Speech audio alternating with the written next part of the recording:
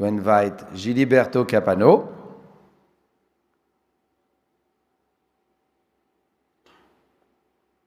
Yes. No. Perfect. As member of the jury of the Best Book Award, Giliberto. Okay, this one. Good afternoon, everybody. Thanks a lot for your attendance. I have been delegated by the jury. You can see the 4 members of the jury. Why I'm here? Because 2 of them couldn't attend, and the 3rd one didn't want to do this. Why I'm saying this? Because, ironically, I will not be one of the decision makers in this process. So I have not chosen the winner. Why? To be transparent, we had a certain number of applications. I immediately clarified to my colleagues that I was clearly in conflict of interest with a couple of candidates, so I couldn't stay in the committee only for the first stage. We had 3 stages. So after the first stage, I have frozen my position, and the 3 colleagues have gone through the 2nd and the 3rd stage, and they have decided to have 2 winners. So I'm here for the proclamation of 2 winners that not necessarily was my favorite. So I think that, and this is something I'm saying to the 2 winners, it will be a dramatic doubt for all your life, thinking about, but I won that award because Capano, Giliberto, was not in charge of the decision. Think about that.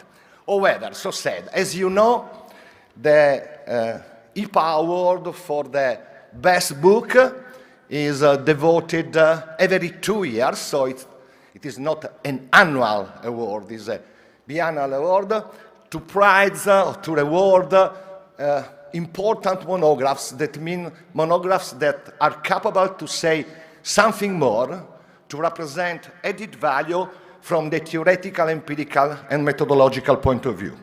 This here, the 3 of the jury, decided that seeing the quality of the applicants, I think we had 16 candidates, and at least 4 or 5 were really high-quality books.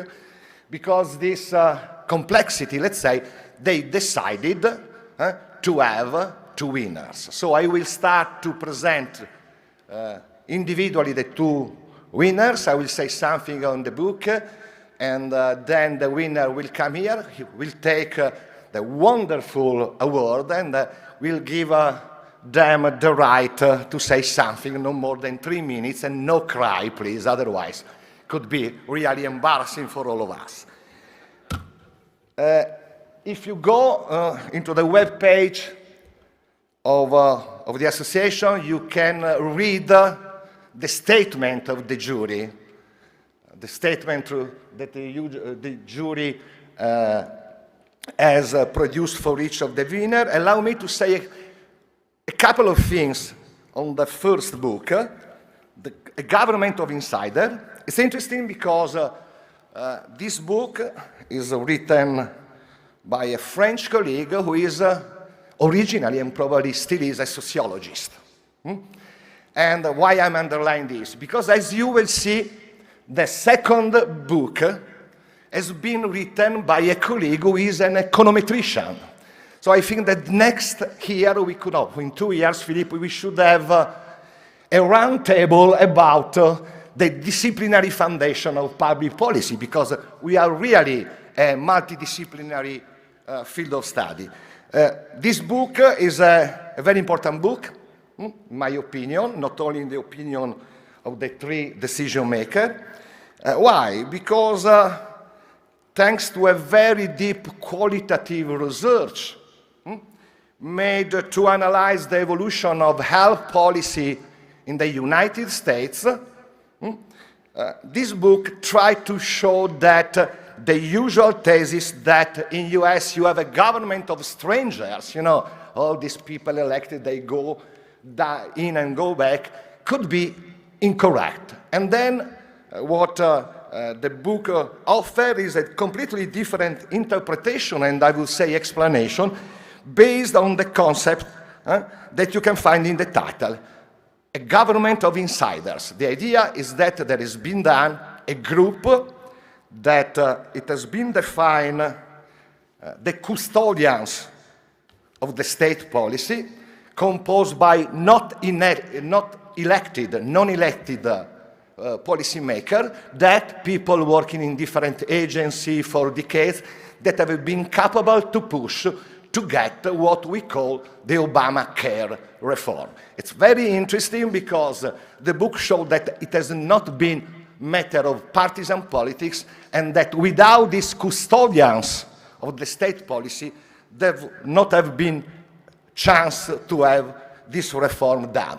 A small observation, if I would be a MAGA follower, I would say that this book showed that the deep state really exists in the United States. But I'm not, and let's hope that the custodians are here. So for this wonderful book, A Government of Insiders, I call on stage William Genies.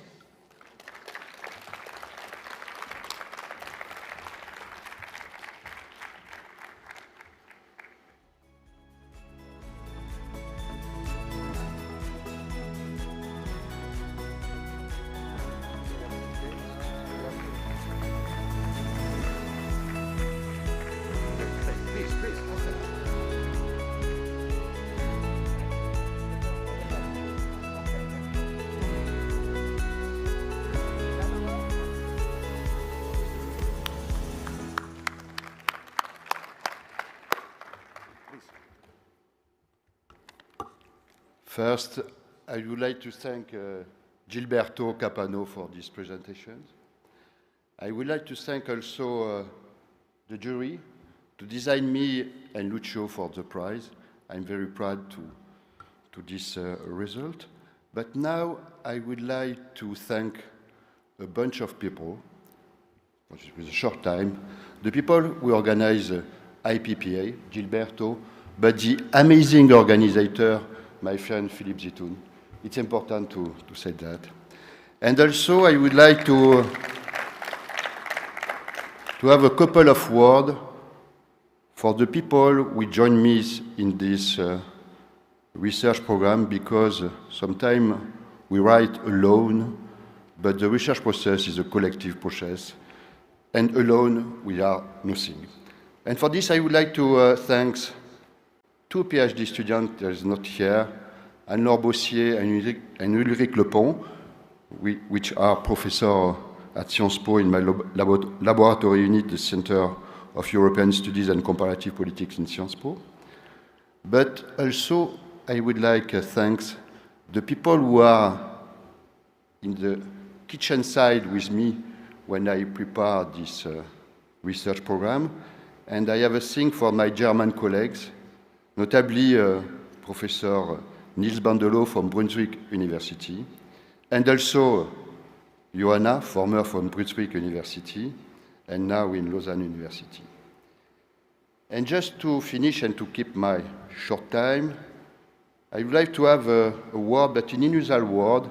I would like to dedicate my book awards to my old friend, Patrick Assentoffel. Don't cry. No, because without his supportship and without his friendship, there is not the same story for me. Thank you.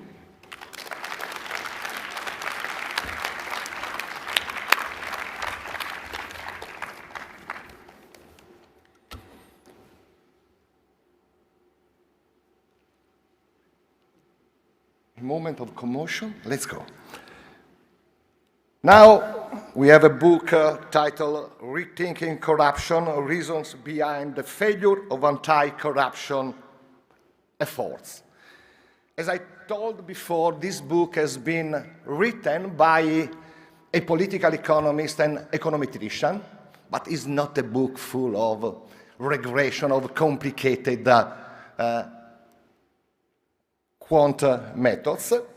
It's an interesting book that also, I think, tells a a personal research story of an individual, an econometrician, really interested in one really relevant issue, that is corruption, asking himself, but are we sure that the way to which we study corruption, like a phenomenon that we can objectify with numbers, really work? And he has developed a very interesting proposal that is, okay, corruption is a phenomenon. We can study in a quantitative way. There are many international indices of corruption. Okay, but corruption is something more. And we have to understand what is corruption. Otherwise, we do not understand why it is so difficult to design policies against corruption. So the idea is that corruption is a social construction that is, for an econometrician, you know, a kind of incredible paradigm shift, and also that there is a double side of corruption. Corruption is not only a way through which policymakers can govern a system in a very effective way from the legitimation point of view, but corruption is also a tool of politics, a way through which, in a partisan competition, the competitors try to delegitimize the others. So it's a book that I really suggest you to read, even it has been, even it has been written by an econometrician, because I think that we could learn a lot from this book written by Lucio Picci, and I call him on stage.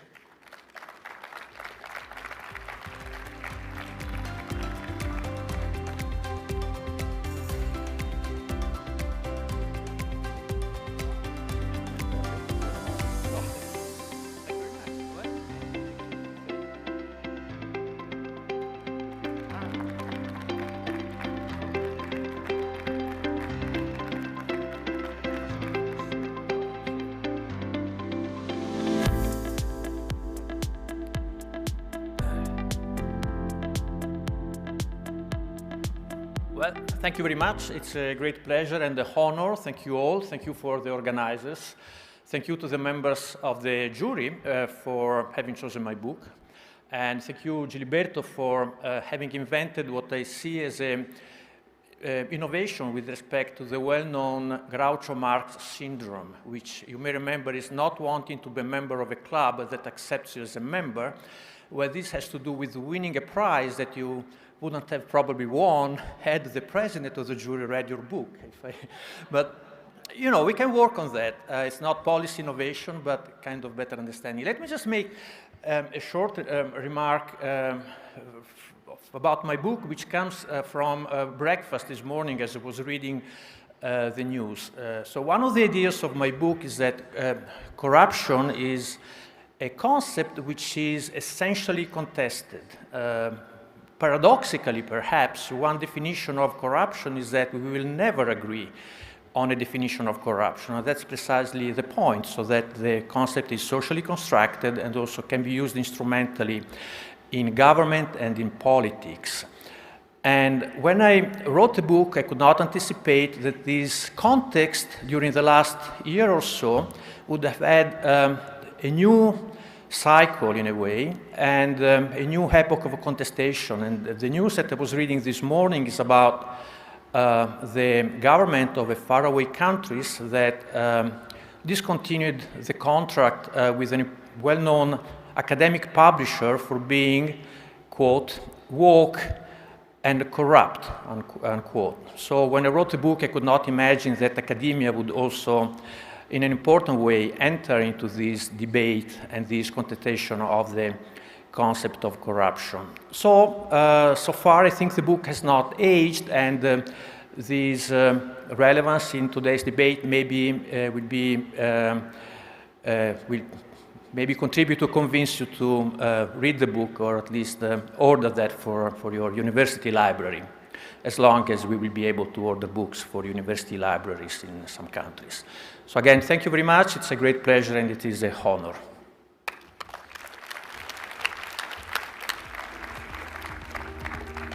Now there is a round table. So, Philippe, it's up. Huh?